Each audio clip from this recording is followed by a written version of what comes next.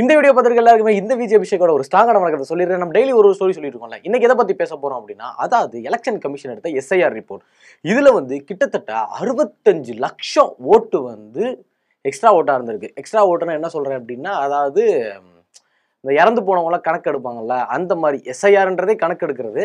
அதுல பார்த்தோம் அப்படின்னா கிட்டத்தட்ட 65 லட்சம் ஓட்டு எக்ஸ்ட்ரா இருந்திருக்கு. இதை பார்த்தவங்க தடுத்ததுல மு.க. ஸ்டாலின் அவர்களுக்கு இப்போ மூஞ்சி வேர்த்துருச்சு அப்படின்னு சொல்லலாம். மூக்கு வேர்த்துச்சுன்னா ஓகே, மூஞ்சே வேர்த்துச்சு அப்படின்னா அப்புறம் பயங்கரமான ஷாக்ல இருக்காரு. சரி ஓகே, என்ன நடந்துச்சு அப்படின்றத இந்த வீடியோல நான் டீட்டெயிலா சொல்றேன். ஸோ எதை பத்தி நீங்க தெரிஞ்சுக்கணும் அப்படின்னா இந்த வீடியோ ஃபுல்லா பாருங்க. நான் உங்க விஜய் அபிஷேக், இது நம்ம ஜெம் டிவி.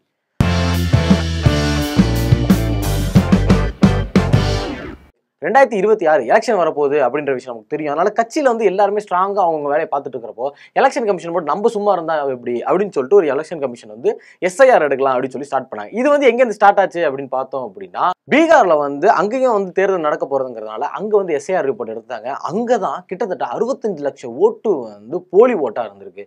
இது 65 லட்சமா அப்படின்னு பார்த்தோம்னா எனக்கே பயங்கரமான ஷாக்கு.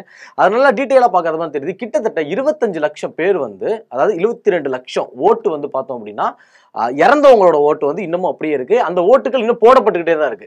இப்ப எப்படி சொல்றது அப்படின்னா, இப்போ என் பேர் அபிஷேக்னா நான் இறந்து போயிட்டேன்னு வச்சுக்கோங்களேன்.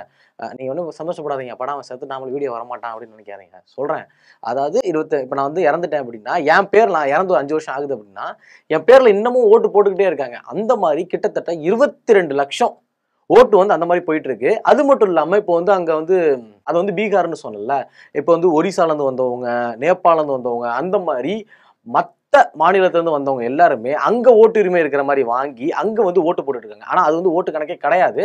பட் ஆனா அவங்களோட ஓட்டு எல்லாமே அங்கதான் இருக்கு. அங்கேயும் ஓட்டு போட்டு இங்கேயும் ஓட்டு போட்டு ஒரு மாதிரி கொலாப்ஸா போட்டுட்டு இருந்திருக்காங்க. இதுல கிட்டத்தட்ட 65 லட்சம் இவங்க கண்டுபிடிச்சிருக்காங்க. 65 லட்சம் போலி ஓட்டு பீகார்ல கண்டுபிடிச்சிருக்காங்க.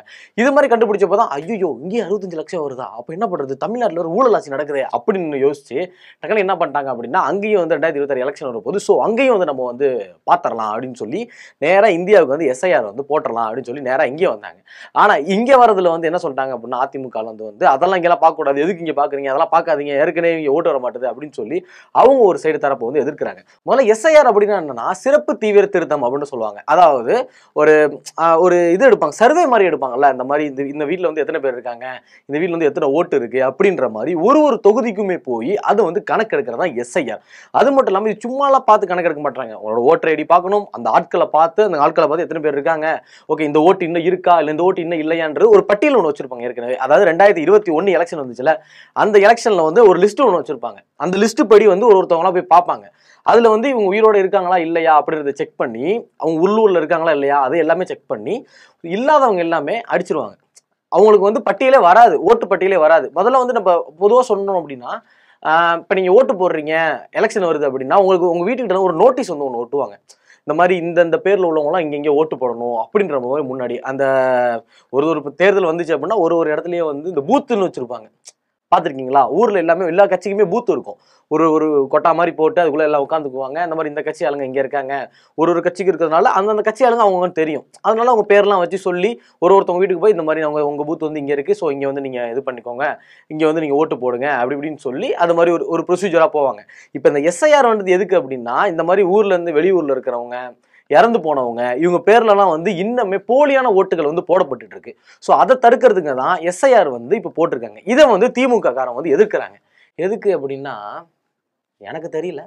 மக்கள் என்ன சொல்றாங்க அப்படின்னா, ஒருவேளை திமுக இந்த மாதிரி ஒரு கணக்கு வச்சு ஜெயிச்சிருப்பாங்களோ அப்படின்னு நாங்க சொல்லல, மக்கள் சொல்றாங்க. அது மட்டும் இல்லாம இப்ப நடந்த எம்பி எலெக்ஷன்ல பார்த்தோம் அப்படின்னா 40 தொகுதியில 39 தொகுதி டிஎம்கே ஜெயிச்சிருந்தாங்க. அது எப்படின்னு யாருக்குமே தெரியல. ஆனா எப்படி ஜெயிச்சாங்கன்னு புரியல. ஒருவேளை இதுல ஜெயிச்சிருக்கலாமோ அப்படின்னு நான் நினைக்கல. இதுவும் மக்கள் தான் நினைக்கிறாங்க. நான் நினைச்சா நான் ஓப்பனா சொல்லியிருப்பேன். பட் ஆனா மக்கள் தான் நினைக்கிறாங்க இல்லையா, நாங்க நினைக்கல.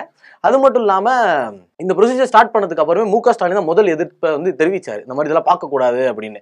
அதுக்கப்புறம் பார்த்தோம்னா எல்லா கட்சி தலைவர்களையும் கூப்பிட்டு அதுக்கு ஒரு கிளாஸ் ஒன்று எடுத்தாரு. இந்த மாதிரி இதெல்லாம் இருந்தா வேணாம், நம்மளோட உரிமை எல்லாமே இதுல இருந்து போயிடும், அதனால நம்ம அனுமதிக்க வேணாம் அப்படின்னு சொல்லியிருக்காங்க.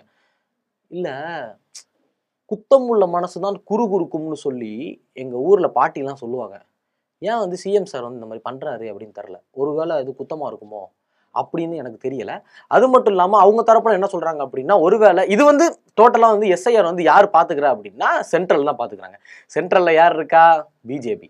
அவங்க சொல்ற தரப்பு என்ன அப்படின்னா, பிஜேபி வந்து பாதிச்சு அப்படின்னா அவங்களுக்கு நியாயமா இருக்கிற மாதிரி பண்ணிடுவாங்க. பிஜேபிக்கு யார் யார் ஓட்டு போடுவாங்களோ அவங்களெல்லாம் வச்சுட்டு டிஎம்கேக்கு ஓட்டு போடுறவங்க எல்லாத்தையுமே வந்து கேன்சல் பண்ணிடுவாங்க. அது எப்படி பண்ண முடியும்? இப்ப நான் டிஎம்கே அப்படின்னா என்னோட ஓட்டை கேன்சல் பண்ண நான் எப்படி விடுவேன்? சும்மா விடுவேன். அது வந்து அவங்க எந்த ஐடியாலஜில பண்றாங்க அப்படின்னு தெரியல. இதுல இன்னொரு விஷயமும் சொல்லியிருக்காங்க. என்ன அப்படின்னா, பீகார்ல உள்ளவங்க எல்லாம் கூட்டிட்டு வந்து இங்க ஓட்டு போட வச்சிருவாங்க. இங்க ஒரு ஓட்டு உரிமை கிரியேட் பண்ணி இங்க ஓட்டு போட வச்சிருவாங்க அப்படின்னு. இது எந்த அளவுக்கு லாஜிக்கு, எந்த அளவுக்கு நியாயமானது அப்படின்றது வந்து தெரியல. ஆனா அவங்க அந்த மாதிரி சொல்றாங்க. ஸோ எனக்கும் இது புரியல. எதுக்குடா அது வந்து தடுக்கிறாங்க? எஸ்ஐஆர்ன்றது நல்லது தானே. ஒரு நல்ல முயற்சி தான் எஸ்ஐஆர்.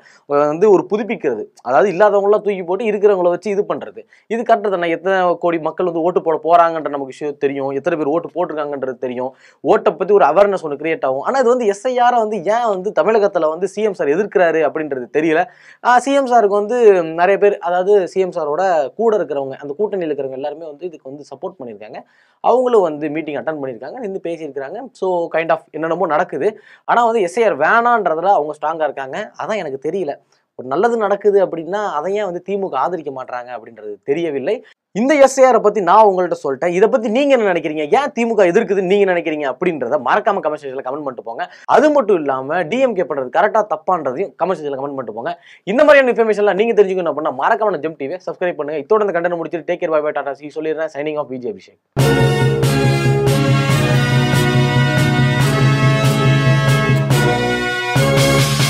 உடனுக்குடன் அப்டேட் தெரிந்து கொள்ள ஜெம் டிவி தமிழ் ஆப்பை இன்ஸ்டால் செய்யவும்.